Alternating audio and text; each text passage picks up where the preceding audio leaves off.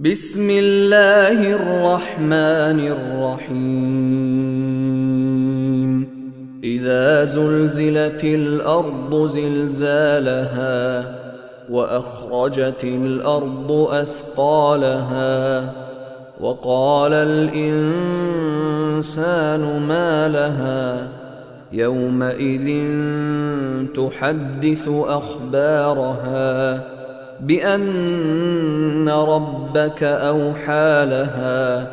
يومئذ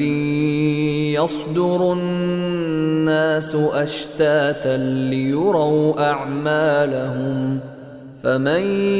يعمل مثقال ذرة خيرا